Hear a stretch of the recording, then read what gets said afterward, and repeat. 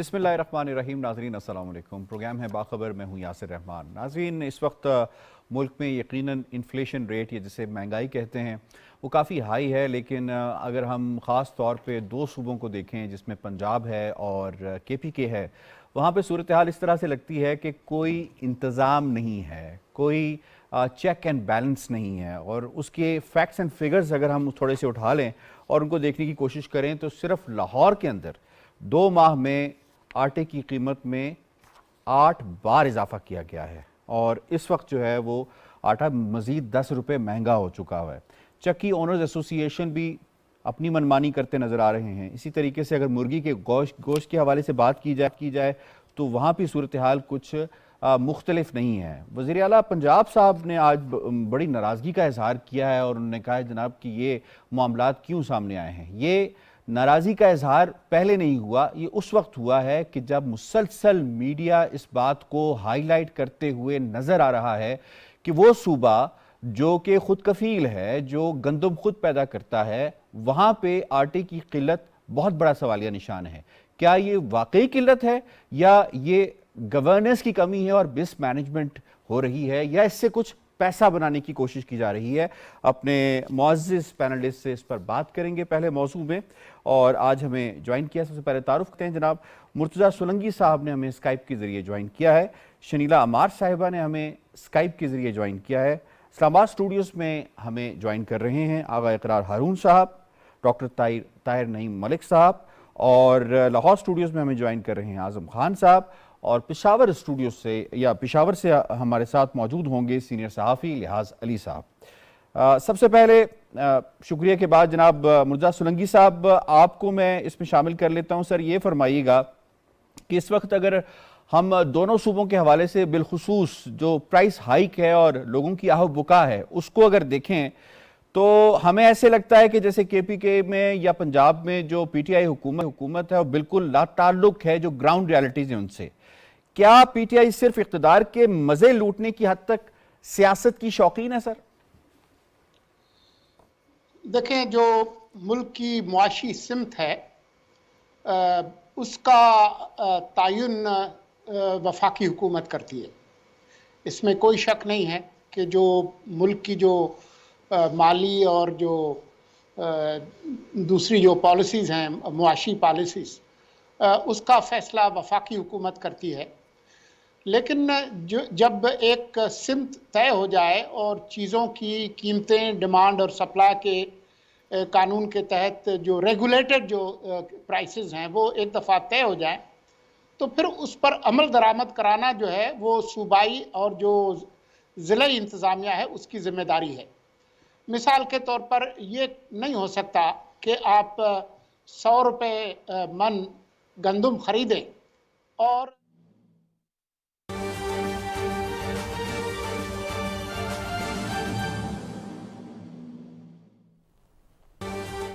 Parliament हमला case में इमरान खान की बरीयत के खिलाफ वफाक की अपील समाअत के लिए मुकर्रर कर दी गई है। इस्लामाबाद हाई कोर्ट पीर को अपील की समाअत करेगा। इसी हवाले से मजीद तफसीलात जान लेते हैं हमारे नुमाइंदे इमरान मनसब से। जी इमरान, बताइएगा। विफाक ने एडवोकेट जनरल इस्लामाबाद के जरिए इस्लामाबाद हाई कोर्ट में अपील दायर की है जिसमें जो इमरान खान और परवेज खटक के अलावा जो दीगर मुलज़मान थे उनकी बरीयत का फैसला कलअदम करार देने की सलाह की गई है। और विफाक की जानिब से अपील में ये कहा गया कि इंतज़ामी दहशतगर्दी अदालत का जो फैसला था वो कानून था और ट्रायल कोर्ट ने जल्दबाजी में ये फैसला किया, इसे कलअदम करार दिया जाए। इसके अलावा ये भी अपील में कहा गया कि इमरान खान के इमरान मनसब साहब, आपकी आवाज़ हमें नहीं आ रही है, क्या आप अपनी लोकेशन चेंज कर सकते हैं?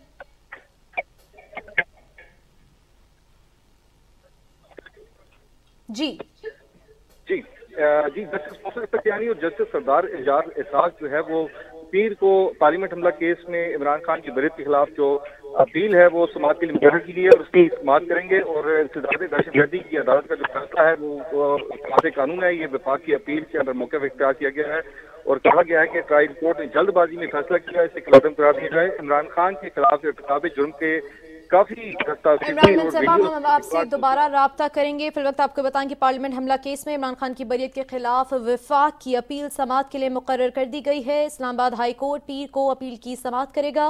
वफाक ने एडवोकेट जनरल इस्लामाबाद के जरिए अपील दायर कर रखी है, जिसकी समाअत जस्टिस मोहसिन अख्तर कियानी और जस्टिस सरदार एजिज इसहाक खान पर मुश्तमिल डिवीजन करेगा। वफाक की जानिब से इमरान खान, परवेज खटक और दीगर की बरियत का फैसला कलअदम करार देने की इस्तदा की गई है।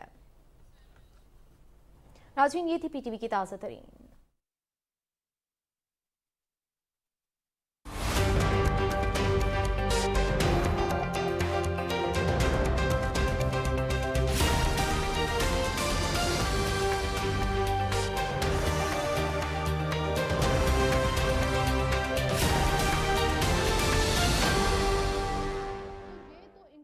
था इस मुल्क को माशी दलदल में धकेलने का, तो वहां से आप अंदाजा लगा लें कि इनको कितनी अवाम का एहसास है।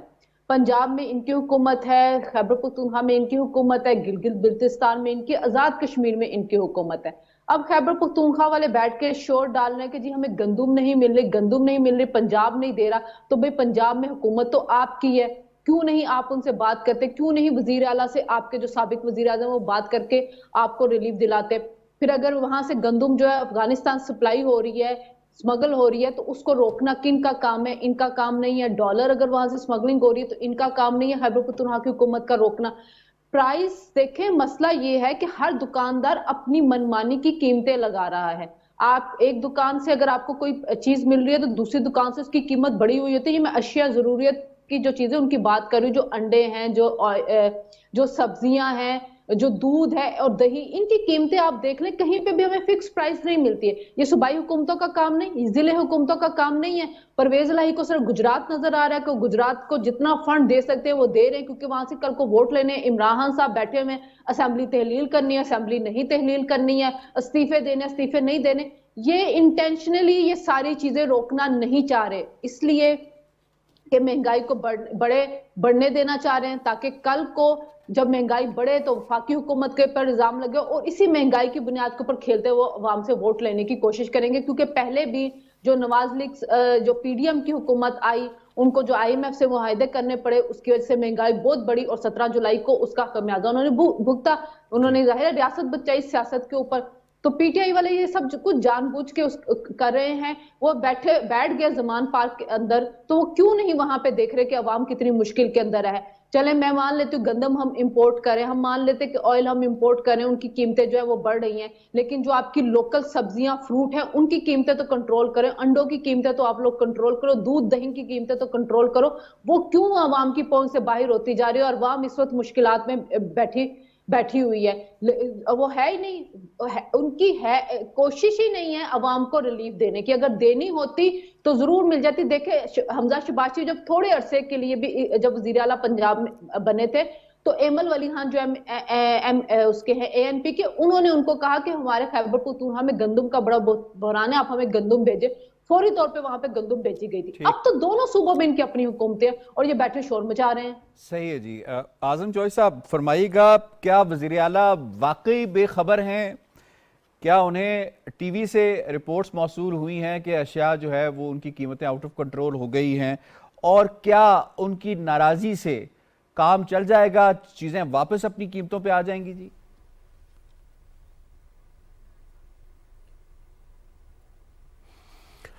जी यासर, महंगाई एक बड़ा इंपॉर्टेंट इशू है। एक तो हम इसको इस तरह तकसीम नहीं कर सकते कि फ़लाँ सूबे में ये और फ़लाँ सूबे में ये है, या फ़लाँ सियासी पार्टी ये कर रही है, फ़लाँ ये कर रही है। ये एक नेशनल इशू है, चाहे कराची के बासी हो, चाहे बलोचिस्तान और केपी के हो, चाहे पंजाब के बासी हो। महंगाई को मैं समझता हूँ कि तमाम ये जो सियासी पार्टियाँ हैं या हुकूमतें हैं, इनको इस चीज़ पे मुत्फिक होना चाहिए कि अवाम को रिलीफ अगर देना है तो सबकी जिम्मेदारी है। अगर अवाम को रिलीफ नहीं मिलेगा तो कौन सी सियासत और कौन सी हुकूमतें। अच्छा, आप देखें आज पंजाब भी लाहौर के अंदर तकरीबन 4200-4200 रुपये पर मन जो है ना वो गंदम का रेट है। कराची में भी यही रेट है, 4200-4250 रुपया। ठीक है, अगर लाहौर का बासी परेशान है तो कराची वाला भी परेशान है। अब आ जाती है हुकूमतों की बारी। सोलगी साहब ने दुरुस्त कहा कि तयन तो वफाकी हुकूमत करती है, लेकिन महंगाई को कंट्रोल करना हमारी सूबाई और ज़िलाई हुकूमतों की जिम्मेदारी है। वो हमें पूरी होती हुई नजर नहीं आ रही। اگر گندم وفاقی حکومت نے گندم کا ریٹ مقرر کیا تھا اور اس پہ خریداری کی گئی ہے اور فلور ملوں کو اسی کنٹرول ریٹ کے اوپر گندم دی جا رہی ہے، پھر آج فلور ملیں یا جو سٹاکسٹ ہیں وہ ریٹ کیوں بڑھا رہے ہیں؟ آج آٹا عوام کی پہنچ سے دور کیوں نکلتا جا رہا ہے؟ اس کو کنٹرول کرنا ہے صوبائی حکومتوں نے اور ضلعی حکومتوں نے، جو کہ ان کا کردار ہمیں نظر نہیں آ رہا کہ وہ اپنا یہ کردار ادا کر رہی ہیں، اور پرائس کنٹرول کمیٹیاں فعال ہمیں نظر نہیں آ رہی۔ دیکھیں لاہور کے اندر اگر میں بات کرتا ہوں تو ہر دکاندار کا اپنا ریٹ ہے، ہر مل کا اپنا ریٹ ہے۔ مجھے لاہور کے اندر جو ان کی پرائس کنٹرول کے حوالے سے جو مینجمنٹ ہے، مجھے لاہور میں نظر نہیں آ رہی۔ مجھے یہ نظر آ رہا ہے کہ لاہور کی تمام ضلعی انتظامیہ وہ سوئی ہوئی ہے، انہیں اس چیز سے کوئی غرض نہیں ہے کہ عوام کو کون سی چیز کس ریٹ پہ مل رہی ہے۔ اسی طرح اب پورے صوبے کی ذمہ داری ظاہر ہے حکومت پنجاب کی آ جاتی ہے جس طرح باقی صوبوں میں ہے۔ لہٰذا حکومت کو اگر وزیر اعلیٰ صاحب کو آج پتہ چلا ہے تو میں سمجھتا ہوں کہ چلیں آج پتہ چل گیا ہے تو آج ہی کم از کم عمل درآمد کریں، اور جہاں پہ لوگ تکلیف میں مبتلا ہیں، ان کو مہنگائی کا سامنا ہے، آج ہی وہاں پہ کنٹرول کر لیں۔ اپنے جو ڈی سیز آپ نے لگائے ہوئے ہیں اضلاع کے اندر، ان سے پوچھے تو صحیح نا کہ وہ کیا کر رہے ہیں۔ 2-2 کروڑ کی گاڑیاں ان ڈی سیز کو دی ہوئی ہیں، 2-2 کروڑ کی گاڑیاں اے سیز کو دی ہوئی ہیں، وہ اپنے ہیٹر اور ایئر کنڈیشن والے کمروں اور گاڑیوں سے نکلنے کو تیار نہیں ہے، جو جا کے کسی دکاندار سے یا کسی مل سے پوچھ سکیں کہ آپ لوگوں کو اتنے مہنگے داموں کیوں چیزیں ہیں، اور آپ جو سٹاکسٹ ہیں ان کے جو سٹاک ہیں آپ وہ کیوں نہیں پکڑ رہے تاکہ یہ مہنگائی کے اوپر ایک کنٹرول کیا جا سکے۔ دیکھیں ایک تو مہنگائی ہوتی ہے جو اوورآل، اگر ہم ڈالر کی دیکھیں بات کرتے ہیں تو ڈالر کنٹرول ریٹ پہ آپ انٹر بینک ریٹ ہے اس کا 227 روپے، لیکن دوسری طرف مارکیٹ میں 265-70 کے درمیان بک رہا ہے۔ کل آپ نے دیکھا ہوگا جو کمرشل بینک ہیں انہوں نے جو ہمارا کریڈٹ کارڈ کی خریداری ہے اس کے اوپر بھی ڈالر انہوں نے کہا جی ہم جو ریسیو کریں گے، جو آپ سے ریکوری کریں گے وہ مارکیٹ ریٹ پہ کریں گے۔ آپ انٹر بینک ریٹ پہ کیوں نہیں کر رہے 227 پہ، آپ 260 روپے یا 265 روپے کیوں عوام سے چارج کر رہے ہیں؟ یہ بھی حکومت کو پوچھنے کی ضرورت ہے، کیونکہ مہنگائی کی بہت ساری وجوہات ہیں جن کے اوپر مجھے تو کوئی بھی حکومت اس طرح عمل درآمد کرتی ہوئی نظر نہیں آ رہی۔ لیکن اسی طرح میں لاہور کی بات کر رہا ہوں، مجھے لاہور کے اندر جو ڈسٹرکٹ مینجمنٹ ہے مجھے تو بالکل ناکام اور سوئی ہوئی نظر آ رہی ہے یہاں پہ۔ آپ صرف لاہور شہر کی بات کر رہے ہیں اور باقی شہروں میں بھی یقیناً یہ صورتحال ہوگی، کیونکہ لاہور لائم لائٹ میں ہے، آبادی بھی زیادہ ہے، یہاں پہ بہتر مینجمنٹ ہونی چاہیے۔ نیاز علی صاحب آپ کو سر انوالو کر لیتے ہیں، فرمائیے گا کے پی کے کی صورتحال وہاں پہ کیا حکومت کی ترجیح میں نہیں ہے کہ پرائس کنٹرول میکنزم کو ایکٹیویٹ کر کے اور بہتر کیا جا سکے، یا پھر معاملہ کچھ اور ہے؟ بہت شکریہ۔ اس وقت میں پشاور اور جو خیبر پختونخوا کی دیگر اضلاع سچویشن تھوڑی سی آپ کی گوش گزار کرنا چاہ رہا ہوں۔ یہاں پر اس وقت پشاور میں جو آٹے کی 20 کلو کا تیلا ہے وہ تقریباً 2900 سے لے کر 3000 تک 20 کلو آٹے کا تیلا ہے، اور اگر ہم اس کو شانگلہ، چھترال اور جنوبی اضلاع کی طرف لے کے جائیں تو وہاں پر تقریباً اس کی قیمت 3400 روپے اور 3500 روپے تک پہنچ گئی ہے، کیونکہ وہاں پر اس کی کاسٹ پھر بڑھ جاتی ہے۔ ٹھیک، اس وقت صرف پشاور میں اسسٹنٹ کمشنر کی تعداد جو ہے وہ 16 ہے، ایک ڈپٹی کمشنر ہے۔ اس کے علاوہ اب مجموعی طور پر تمام اضلاع میں اسی طرح کے اسسٹنٹ کمشنر ہے، اور 18ویں ترمیم کے تحت یہ صوبائی حکومت کی ذمہ داری ہے، لیکن صوبائی حکومت اپنی ذمہ داری کو نبھانے کے بجائے تمام تر ملبہ جو ہے وفاق کے ذمہ ڈالی کی کوشش کرتی ہے۔ صحیح۔ یہاں پر یہ بھی بتا دیں کہ خیبر پختونخوا جس کی بنیادی ضرورت 48 لاکھ میٹرک ٹن ہے، اور خیبر پختونخوا صرف 12 سے 13 لاکھ میٹرک ٹن گندم پیدا کر رہا ہے، اس کے باوجود خیبر پختونخوا کو 36 لاکھ میٹرک ٹن گندم یا آٹے کی ضرورت ہوتی ہے، اور اس کا سب سے زیادہ انحصار پنجاب پر ہوتا ہے۔ پنجاب کی جانب سے جب وہاں پر آٹو کے ٹرکوں کی سپلائی شروع ہو جاتی ہے تو راستے میں ایک ٹرک سے 10 سے لے کر 15 اور 20 ہزار روپے تک لیے جاتے ہیں، جس سے آٹومیٹکلی اس کی کاسٹ بڑھ جاتی ہے، اور وہ آٹے کا تیلا جو پنجاب میں ایک طرف پر ہوتا ہے یہاں پر خیبر پختونخوا میں اس کی نرخ تبدیل ہو جاتی ہے۔ تو لہٰذا علی صاحب یہ بھی فرمائیے گا کہ آٹا جو ہے بلیک ہونے کی اطلاعات مل رہی ہیں کہ کراس بارڈر بھی جا رہا ہے، افغانستان میں بھی بہت جا رہا ہے، تو کنٹرول کرنا کس کی ذمہ داری ہے؟ اس میں صوبائی حکومت اپنی ذمہ داری ادا کر رہی ہے جو ان کی ڈومین ہے، اس کے حوالے سے بات کر رہا ہوں۔ یہ جو بارڈر پر ہے، بارڈر تو ذمہ داری وفاق کی ہے، کیونکہ بارڈر خصوصی طور پر اس وقت ہمارے سر کہیں سے یہ ٹریول ہو کے بھی تو جاتا ہوگا نا، گاڑی کہیں سے نکلتی ہوگی، جاتی ہوگی، وہ اس پہ کوئی کام ہو رہا ہے؟ لیکن گاڑی اس بارڈر تک پہنچنے سے پہلے گاڑی کو تو کہیں روکنا ہوگا نا۔ فار ایگزامپل تورخم کی چیک پوائنٹ، تورخم کے چیک پوائنٹ سے پہلے لنڈی کوتل کی بھی ایک چیک پوائنٹ آتی ہے نا، وہاں پر اس کو کیوں نہیں روکا جاتا؟ اب خیبر پختونخوا کی جو آٹے کی سپلائی ہے وہاں کیسے کی جاتی ہے؟ صرف یہ آٹے کی سپلائی نہیں ہے، دیگر اشیاء ضرورت، فار ایگزامپل چکن ہے، اس کی قیمت بھی آج مارکیٹ میں 450 روپے کلو ہے، یہ بھی ایک ضرورتی زندگی ہے۔ جو دیگر اس کے علاوہ بڑا گوشت ہے، اس کی قیمت ہی بھی 700 روپے فی کلو تک پہنچ گئی ہے۔ اس وقت یہ خیبر پختونخوا کی میں بات کر رہا ہوں۔ آپ کہہ رہے ہیں کہ بنیادی جو مسئلہ ہے وہ گورننس کا ہے۔ لیاز علی صاحب بہت بہت شکریہ، آپ نے ہمیں وقت دیا ہے۔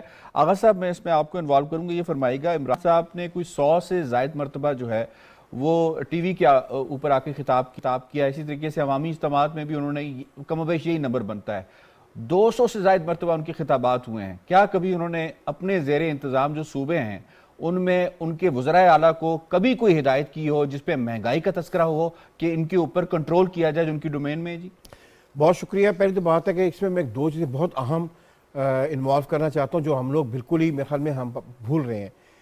اس وقت جو حالات جی بی میں ہیں آٹے کے، ان کو بھی آپ ذرا دیکھ لیں۔ صحیح، وہاں پہ بھی آج بھی ہنگامے ہوئے ہیں آٹے خریدنے کے اوپر، اور مجھے ڈر ہے کہ آزاد کشمیر میں بھی یہی حالات نہ ہو جائیں۔ تو یہ بھی دونوں جو ہیں جو حکومتیں ہیں وہاں پہ پی ٹی آئی کی ہی گورنمنٹ ہے۔ ہم اس حساب سے پاکستان کی 4 جگہوں پہ جو آٹے کی قلت ہے اس کی ذمہ داری بہرحال کسی نہ کسی طور پہ انہی حکومتوں پہ جاتی ہے جہاں پہ آٹے کی سپلائی ہوتی ہے۔ لیکن میں پھر یہ کہوں گا کہ کہتے ہیں نا کہ عمر وقت کرتا ہے پرورش برسوں، حادثہ ایک دم نہیں ہوتا۔ صحیح، یہ حالات جہاں پہ جا رہے ہیں یہ کسی صورت بھی ریورس میرا خیال ہے نہیں ہو سکتے ہیں، کیونکہ ہمارے یہاں پہ اداروں کو یا تو ڈیفانکٹ کر دیا گیا یا انہیں ڈیفالٹ کر دیا گیا۔ ایک ادارہ تھا پاسکو جی، جس کی ذمہ داری ہوتی تھی پروکیورمنٹ آف ویٹ، وقت اور پہ اس کے بعد I mean is demand provision of the wheat to provinces. ہم نے اس ادارے کو وقت کے ساتھ ساتھ بالکل ہی ڈیفنکٹ کر دیا ہے۔ اب ڈائریکٹ مارکیٹ اکانومی ہے، آپ یعنی کہ خریدار اور جو پروڈیوسر ہے اس کے درمیان تھرڈ پرسن ہے، یعنی کہ جس کو آپ کہتے ہیں منڈیاں، اور اس کے بعد وہ مارکیٹ میں آتی ہے، اور اس کے بعد میرے جیسے بہت لوگ رو رہے ہیں کہ آپ فیصلہ آپ نے کرنا ہے کہ کیا ہم نے پاکستان کی کاسٹ پہ افغانستان کو پالنا ہے یا پاکستان بچانا ہے۔ جتنی اس وقت بھی سمگلنگ، صرف آٹا نہیں، گوشت، مرغی، سبزیاں، سارا کا سارا یہاں سے سمگل ہو کے جا رہا ہے، اور اس سے پہلے یہاں سے ڈالر سمگل ہو کے جا رہا ہے۔ جو ڈالر یہاں سے سمگل کیا جا رہا ہے اسی ڈالر کو استعمال کر کے پاکستان سے اپنا یہ سمگلنگ کروا رہی ہے، اپنا اس کی گوشت کی اور اپنا چکن کی اور باقی چیزوں کی۔ اس طرح دیکھیں ہم بہت چھوٹی بات کر رہے ہیں کہ یہ حکومتیں جس پولیٹیکل پارٹی کا مقصد ہی پاکستان کو نقصان پہنچانا ہو، جس شخص کا مقصد ہی پاکستان کو ہے ڈیفالٹ کرنا ہو، جو تو کوشش کر رہے ہیں پچھلے 6 مہینوں سے کہ پاکستان ڈیفالٹ ہو جائے، اس سے آپ نے مجھے سوال کیا تھا نا کہ خان کیوں نہیں پوچھتا، وہی وہ پوچھتا ہے، وہ یہ پوچھتا ہے کہ پاکستان ابھی تک ڈیفالٹ کیوں نہیں ہوا ہے، کیوں ابھی تک پاکستان میں ویٹ مل رہا ہے، کیوں پاکستان میں لوگوں کو گوشت مل رہا ہے اور انڈے مل رہے ہیں کھانے کو۔ اس کا تو مقصد یہ ہے، اس کا تو مقصد ہے کہ نعوذ باللہ اللہ کبھی نہ کرے میرے منہ میں خاک کہ پاکستان میں بھوک کے ڈیرے پڑ جائیں اور پھر کہ دیکھو میں نے کہا تھا یہ حالات ہوں گے، تو یہ ملک تو ڈیفالٹ بھی کر گیا ہے اور یہ ملک جو ہے وہ ایز اے ریاست ختم ہو گیا ہے۔ اس ساتھ بھی جب اب یہ امید کر رہے ہیں کہ وہ کہے گا کہ کیا ہو رہا ہے، لیکن پھر میں واپس آؤں گا اس بار میں، ہر صورت میں ضلعی انتظامیہ کی ذمہ داری ہے۔ لیکن میں آپ سے ایک سوال چھوڑ کے جاتا ہوں، باقی میرے دوست کو چاہیے کہ اس میں کمنٹ کریں، کیا آج تک پنجاب گورنمنٹ نے آٹے کا کوئی ریٹ فکس کیا ہے؟ کیا آج تک پنجاب گورنمنٹ نے کوئی انڈوں کا ریٹ فکس کیا ہے؟ کیا چینی کا ریٹ فکس کیا ہے؟ پچھلے 6 مہینوں سے میں آج پروگرام میں آنے سے پہلے آف کورس کہ میں لوگوں سے یعنی کہ پرس لے کے آیا ہوں، اور خاص کر نان بائی ایسوسیشن لاہور سے، وہ کہتے ہیں کوئی چیز فکس ہے ہی نہیں، نہ آٹے کا کوئی ریٹ فکس ہے، نہ اپنا وہ کہتے ہیں کہ مارکیٹ فلو کے اوپر چھوڑ دیا گیا چیز۔ جب آپ مارکیٹ فلو پہ چھوڑیں گے اور فلو سارا کا سارا افغانستان کی طرف جا رہا گا مور دین 33%، تو پھر اس ملک کے ساتھ کیا ہوگا اللہ اپنے زمان میں رکھے۔ ملک بوستان ہیں جی اسٹاک ایکسچینج کے جو پریزیڈنٹ ہیں ایسوسییشن کے، جی انہوں نے $2 ارب پر منتھ، $2 ارب US، میں نے یہ خبر میں آپ کے پروگرام میں کہی تھی، 2 ارب مذاق نہیں ہوتا ہے۔ اسٹیٹ بینک کے پاس جو ریزروز کی سچویشن ہے 4.5 بلین رہ گئی ہے، 1.2 بلین ابھی ہمارے ریزرو جو ہیں وہ آؤٹ فلوز میں چلے گئے ہیں.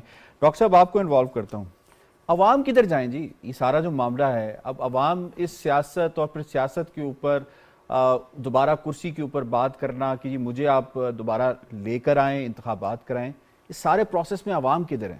عوام کو دیکھیں ڈی پولیٹیسائز کر دیا گیا, ان کو بڑی ایک ایسا چورن بیچا گیا کہ یہ دنیا تو چند روزہ ہے تو تم آخرت کی تیاری کرو. یہاں سائنس اینڈ ٹیکنالوجی کی یونیورسٹی پہ ایک مولانا اور عمران خان صاحب یہ تقریر کر رہے ہوتے ہیں کہ جس آخرت کے سفر میں اسٹیٹ کا 1 روپیہ نہیں لگنا, اس کے وہ ایک ایسا سفر ہے کہ وہ فری ٹکٹ ہے.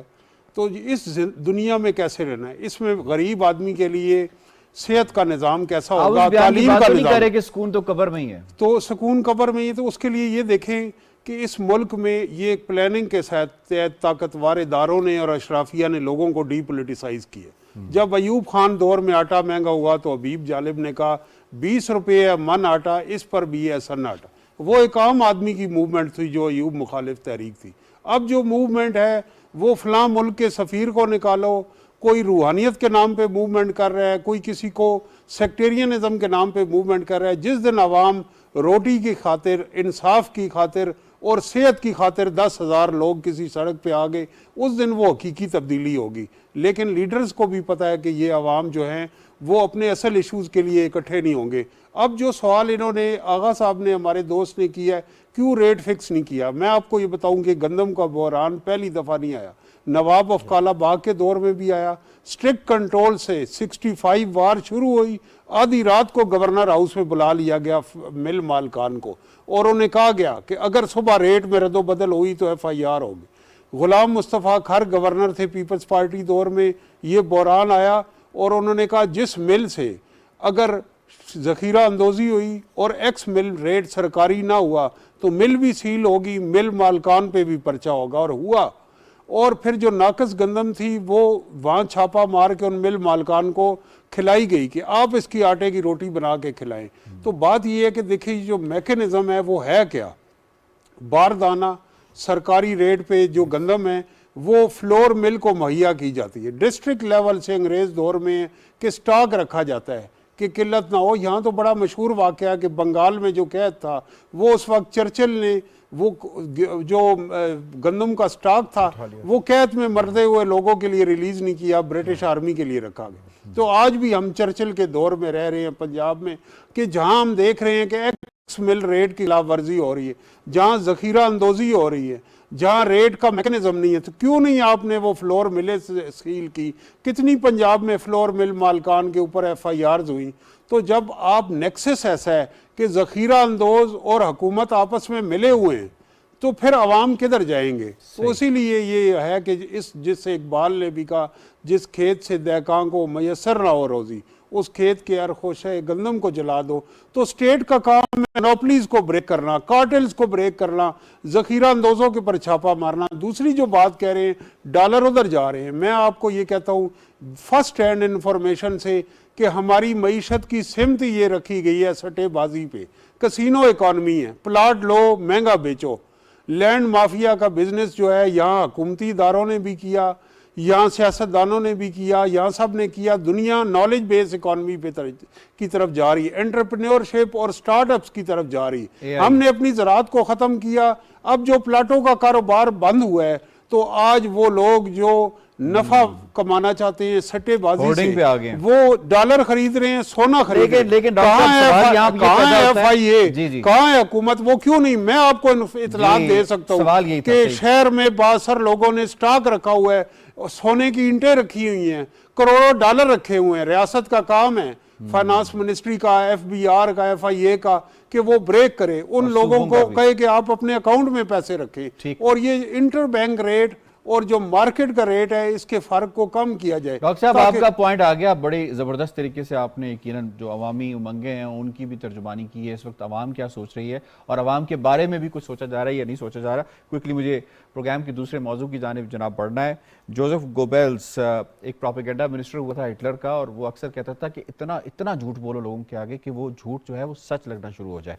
اب یہ جملہ میں نے کیوں کہا ہے، اب معاملات یہ ہیں کہ جی پرسیپشنز بہت میٹر کرتی ہیں، آپٹکس بہت میٹر کرتے ہیں۔ خان صاحب جب بھی بات کرتے ہیں معیشت کے حوالے سے، پاکستان کے حوالے سے، تو وہ دنیا کو یہ بتاتے ہیں، ظاہری سی بات ہے جو خطابات کرتے ہیں وہ ڈیجیٹل میڈیا کے تھرو یا مین سٹریم میڈیا کے تھرو وہ باہر لوگ بھی دیکھ رہے ہوتے ہیں، وہ ریٹنگ ایجنسیز بھی دیکھ رہی ہوتی ہیں جو پاکستان کی رسک ریٹنگ کو مزید ہائی کر دیتی ہیں اور پاکستان کی شارٹ ٹرم، میڈیم ٹرم اور لانگ ٹرم جو سٹینڈنگ ہے اس کے اندر تنزلی کا باعث بنتی ہیں۔ وہ میڈیا رپورٹس، وہ بیانات جو سابق وزیر اعظم دیتے پھر رہے ہوتے ہیں، اور بار بار انہوں نے یہ کہا پاکستان کے حوالے سے کہ پاکستان ڈیفالٹ کی طرف جا رہا ہے، اور خان صاحب ایک مرتبہ پھر میدان میں آ گئے ہیں اور اداروں کے اوپر ایک مرتبہ پھر ان کی نیوٹریلٹی کے اوپر، جس کو خود انہوں نے سرٹیفکیٹ دیا، بعد میں وہ سرٹیفکیٹ لے لیا، اور اب وہ کہتے ہیں کہ جی ادارے اب لگتا ہے ایسے کہ نیوٹرل نہیں رہے۔ یہاں پہ سوال مرزا سولنگی صاحب آپ سے پوچھوں گا سر کہ جو اپوزیشن سیاست، مخالف سیاست ہے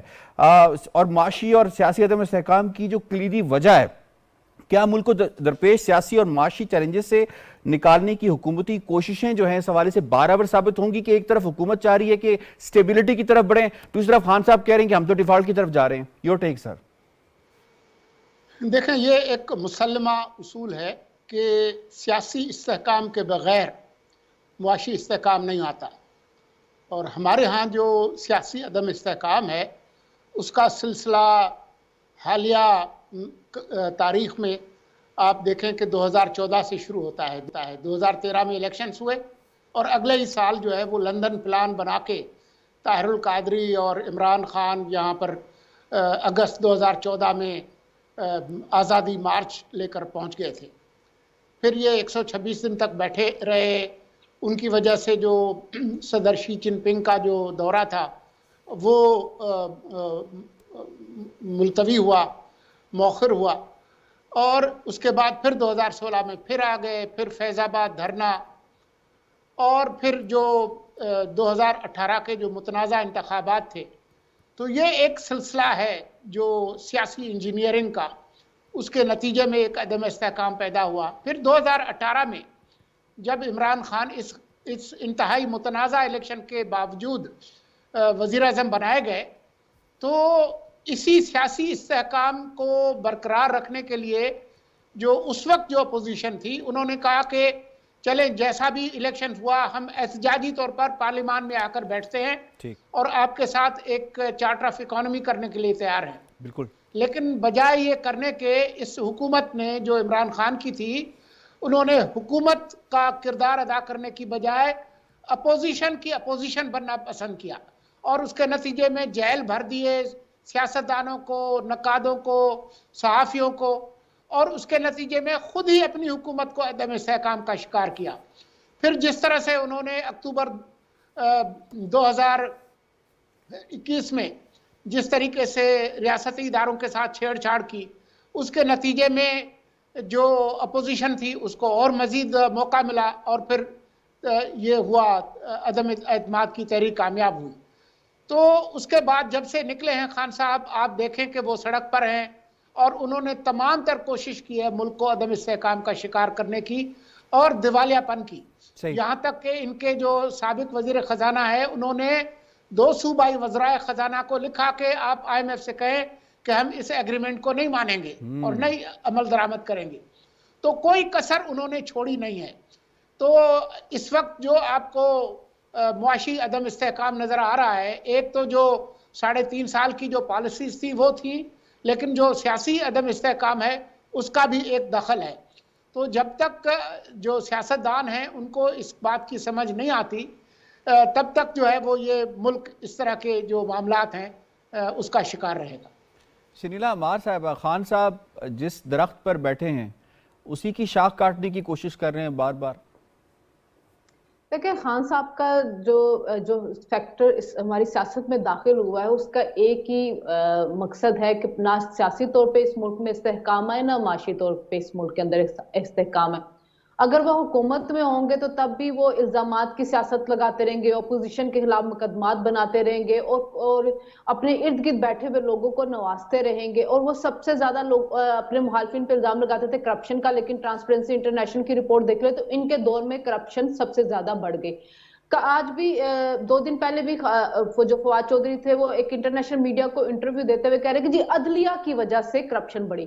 تو کبھی اسٹیبلشمنٹ نے ان کو حکومت نہیں کرنے دی، پھر کبھی عدلیہ نے حکومت نہیں کرنے دی، کبھی ان کو اپوزیشن نے حکومت نہیں کرنے دی. یعنی کہ عمران خان صاحب وہ خاتون ہیں کہ جب وہ ساس بنی، جب وہ بہو تھی تو ساس اچھی نہیں ملی، اور جب وہ ساس بنی تو بہو اچھی نہیں ملی. میں چونکہ خود خاتون ہوں تو ایسی مثالیں دوں گی ان کے لیے. جی جی، تو دلچسپ مثالیں ہوتی ہیں آپ کی. خان صاحب کا آج کا رولا بنے یہی ہوا ہے کہ اسٹیبلشمنٹ جو ان کا ہر طرح سے ساتھ دیتی رہی، ان کے لیے بندے مینج کرتی رہی، ان کو حکومت بنا کے دی، باہر بیرون ملک سے ان کو قرضے لا کے دیے، وہ ان کو آج بری ہو گئی ہے کہ وہ جی وہ مجھے حکومت نہیں کرنے دے رہی تھی. عدلیہ نے ان کو ہر طرح سے ریلیف دیا، ان کے کسی ممبر کے اوپر کرپشن کا کوئی کیس نہیں چلا، جب کیس چلتا تھا ان کو ریلیف ملتا تھا. آپ دیکھیں کہ ان کے ڈپٹی سپیکر جو ہیں وہ اس وقت سٹے کے اوپر بیٹھے رہے ہیں، قاسم سوری صاحب. اس سے پہلے غلام سرور جو تھے وہ بھی سٹے کے اوپر جو تھے منسٹر بنے رہے ہیں. بی آر ٹی کی تحقیقات روک دی گئی، مالن جبا کی تحقیقات، یہ سارا کہاں سے ان کو ریلیف ملتا رہا.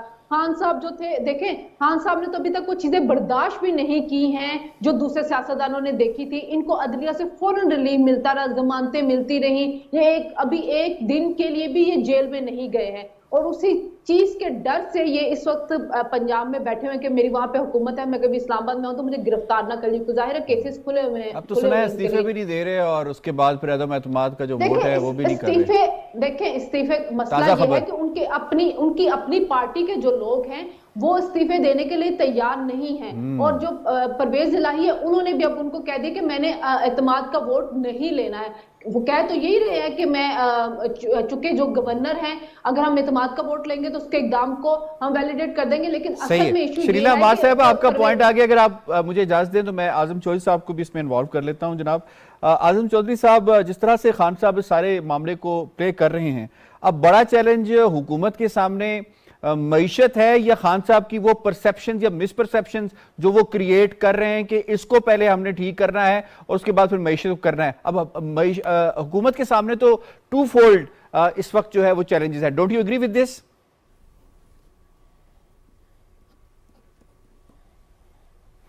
بالکل ایسا ہی ہے. حکومت کو اس وقت سب سے زیادہ جو سیاسی چیلنج ہے اور دوسرا معاشی چیلنج ہے. اور سولنگی صاحب درست کہہ رہے ہیں، جب تک سیاسی طور پر سٹیبلٹی نہیں آئے گی تو معاشی استحکام بھی جو ہے نا وہ مشکل ہو جاتا ہے. اب دیکھیں یہ ریاست کی کاسٹ پہ سیاست نہیں کی جا سکتی. اگر ریاست ہے تو سیاست ہے.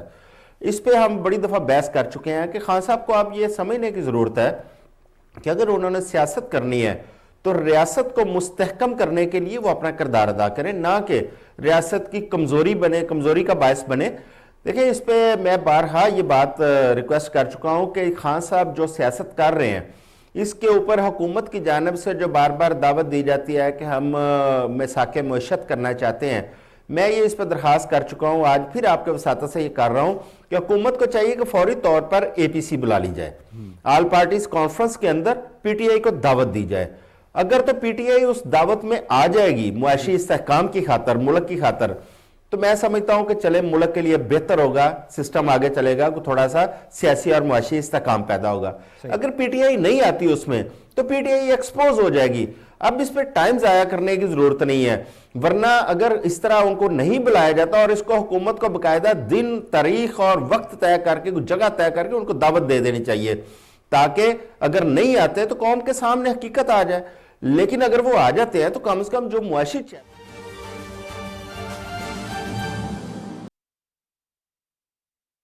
طاقت ہے وہ ایسے ہوا میں تحلیل نہیں ہوتی. جی ٹھیک ہے. شریلا صاحبہ یہ فرمائے گا کہ وہ تو پہنچ چکے ہیں لاہور ہائی کورٹ اور انہوں نے اس فیصلے کو چیلنج بھی کیا ہو. یہ فرمائے گا کہ ابھی الیکشن کمیشن جو ہے اس کے زیر انتظام جو انتخابات ہوتے ہیں اس کے اوپر بھی انگلیاں بھی اٹھاتے ہیں. اب وہ ایک اتھارٹی تو ہے، ایک باڈی تو ہے، فیصلہ بھی دے سکتی ہے. تو کیا امر مانے خان صاحب مانتے کیوں نہیں ہے اس کو؟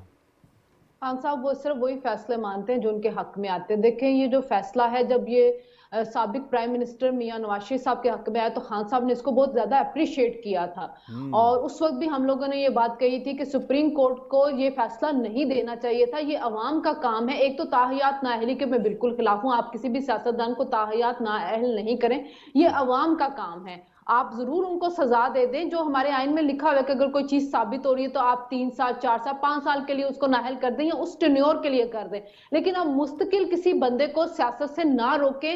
یہ عوام کا کام ہے، اگر وہ نہیں ڈیلیور کر رہا یا عوام اس کو نہیں پسند کرتی وہ الیکشن میں فارغ کر دے گی۔ لیکن خان صاحب نے اس فیصلے کو اپریشیٹ کیا تھا، بہت زیادہ سراہا، لیکن آج وہی فیصلہ جو ہے وہ ان پہ لاگو پھر ہونا چاہیے، جہاں پہ آپ اتنا زیادہ اسٹرکٹ معیار بنا دیں کہ بیٹے سے تنخواہ نہ لینے پہ ایک وزیر اعظم کو نااہل کر کے گھر بھیجیں اور پھر اس کے بعد اس کو سیاست، اس کو پارٹی کی سربراہی سے بھی ہٹا دیں، اس کے نام سے جاری کیے ہوئے جو سینیٹر کو لیٹرز تھے وہ تک معطل کر دے گی، اور ان کے سینیٹر آزاد جو تھے حیثیت میں سینیٹر میں منتخب ہوئے تھے، تو پھر خان صاحب پہ بھی یہ اصول جو ہے لاگو ہوتا ہے۔ توشاخانہ کے علاوہ جو شکریہ صاحب، آپ کی اجازت سے وقت کم ہے، جی وقت کم ہے، مجھے اعظم چوہدری صاحب کی طرف بھی جانا ہے۔ اعظم چوہدری صاحب، 11/1/2023 کو ان کو پیشی کا کہا گیا ہے اور پھر یہ بھی کہا گیا کہ وہ یا ان کا وکیل ہو سکتے ہیں، ہوں گے جی وکیل یا وہ خان صاحب جو ہے پیش الیکشن کمیشن آف پاکستان کے سامنے؟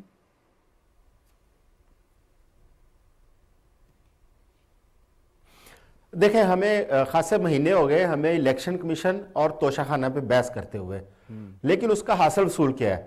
ایک طرف الیکشن کمیشن نے ایک فیصلہ دیا کہ خان صاحب کو ایک ٹرم کے لیے نااہل کیا گیا، چند دن بعد الیکشن کمیشن نے ضمنی انتخابات کرائے، اس کے رزلٹ آپ کے سامنے ہے، فیصلے کی کیا اہمیت کا کیا اس کی حیثیت رہے گی۔ اگر آپ نے اس وقت فیصلہ دیا تھا تو کمپریہنسو فیصلہ دیتے، آج آپ اس فیصلے کو لے کے سپریم کورٹ کے ریفرنس آپ کوٹ کر رہے ہیں۔ میں سمجھتا ہوں کہ ادارے بھی اپنا کام پورے نہیں کرتے، ادارے اور قانون اپنا کام پورا کرے تو آج یہ نوبت نہ آتی۔ دوسری بات یہ ہے کہ الیکشن کمیشن کو تو خان صاحب جو ہے وہ مانتے ہی نہیں ہے، خان صاحب تو الیکشن کمیشن کے خلاف بڑی انہوں نے کمپین بھی کی، اس کو ملائن کیا۔ یہ میں سمجھتا ہوں کہ یہ والی جو ہے نا ایک چیز ختم ہونی چاہیے۔ ایک تو خان صاحب کو اپنی جو ہے نا اس پہ نظر ثانی کرنی چاہیے کہ اداروں کو ملائن کرنے والی، دوسرا یہ ہے کہ یہ ادارے جو ہیں وہ بھی اپنا کردار ادا کریں۔ میں آغا صاحب کو اپریشیٹ کرتا ہوں، بڑے انہوں نے پروگراموں کے اوپر نا انہوں نے یہ بار بار نشاندہی کیا کہ ادارے اور قانون اپنا کام نہیں کرتے۔ اگر ادارے اور قانون اپنا کام کرتے ہوتے تو شاید ہمیں یہاں پہ بحث کرنے کی نوبت پیش نہ آتی۔ لہٰذا میری یہی تجویز ہے کہ ادارے بحث چھیڑتے ہیں پہلے اپنے جو انہوں نے فیصلے کیے ہوتے ہیں اس پہ عمل درآمد کروائیں۔ صحیح، آپ کا پوائنٹ آ گیا۔ آغا صاحب، خان صاحب خود کہتے ہیں کہ دو نظام انصاف نہیں ہونا چاہیے، ایک نظام انصاف ہونا چاہیے۔ اب ایک نظام میں انصاف کی چھڑی سے اگر ہانکا جاتا ہے، خان صاحب تو نہیں مانیں گے پھر اس کو؟ ٹائم بہت کم ہے، میں صرف آپ کو اتنا کہوں گا کہ جو کچھ اعظم بھائی نے کہا ہے میں اس کو سپورٹ کرتا ہوں، اور ایک اس میں ایڈ یہ کرنا چاہتا ہوں کہ توشاخانہ پہ میرے خیال میں تب ہم بات اپنے کرنی چاہیے جب پاکستان کے کسی شہر میں کسی جگہ توشاخانہ کے اوپر عمران خان کے خلاف کوئی مقدمہ درج ہو جائے، اس کے بعد ہمیں بات کریں۔ بہت ہو گیا توشاخانہ، اس کے خلاف مقدمہ ہی کوئی نہیں، تب بات کیجئے گا جب مقدمہ ہوگا۔ بالکل ٹھیک ہے جی، آپ نے ایک سوال بھی چھوڑا ہے، چپتا ہوا سوال چھوڑا ہے۔ ڈاکٹر صاحب، میٹھا میٹھا ہاپ ہاپ کڑوا کڑوا تھو تھو، اس تھیوری کو اور اس ریالٹی کو اب ہمیں ختم نہیں کر دینا چاہیے اگر ہم واقعی چاہتے ہیں ریٹ آف اسٹیٹ ہو اور ایک نظام ہو جی ملک کے اندر؟ دیکھیں، سیاسی اختلافات اخلاقیات وہ نہیں ہوتی کہ وہ معیار میرے مخالف کے لیے تو ہو، لیکن جب وہ مجھ پہ لاگو ہو تو میں اسے تسلیم کرنے سے انکار کر دوں۔ دوسرا، آپ اپنی پیٹی پالیٹکس کے لیے ایک چیز جو جمہوریت کی اساس کے خلاف ہے اسے سپورٹ کرتے ہیں، یہ سوچے بغیر کہ کل میں خود اس کی زد میں آ جاؤں۔ تو اسی طرح آئین کا جو 62-63 ہے اس کو کس طرح کن ادوار میں مارشل لاء کے ہمارے آئین کا حصہ بنایا گیا، جن لوگوں نے اسے برقرار رکھنے کا کہا وہ ضد میں آئے، پہلے میاں نواز شریف اور پھر اب عمران خان صاحب۔ اور تیسرا یہ ہے کہ یہ دیکھیں، ایک آدمی پارٹی صدارت سے نائل ہو گیا ہے، وہ فیصلے کر رہا ہے کہ اسمبلیوں سے استعفے دیں اور انتخابات کا اعلان کیا جائے، تو پھر یہ ہے کہ 1996 سے وہ پارٹی صدر آ رہے، تو جو شانیلا کہہ رہی ہیں کہ عوام فیصلہ کرے، عوام نہ بھی کرے، کسی پارٹی میں پاکستان کی کسی سیاسی جماعت میں عوام کو تو چھوڑ دیں، سیاسی کارکن صدارت کا فیصلہ نہیں کرتے۔ ان سیاسی پارٹیوں کے اندر بھی تو جمہوریت ہونی چاہیے نا، جس جمہوریت کا یہ راگ الاپتے ہیں اور ہم سے بھی ہم نواب بننے کو اصرار کرتے ہیں، اس کے لیے یہ اپنی پارٹیوں میں جمہوریت لانے کے لیے تیار نہیں ہے۔ صحیح، بالکل ٹھیک ہے، آپ کا پوائنٹ آ گیا جی۔ آئی ہیو ٹو وائنڈ اپ۔ آپ تمام پینلسٹ کا بہت بہت شکریہ، ڈیٹیل کے ساتھ تینوں موضوعات جو ہیں ان کو سمیٹا ہے جناب۔ پروگرام باخبر سے اتنا ہی، یاسر رحمان کو دیجیے اجازت، اللہ نگہبان۔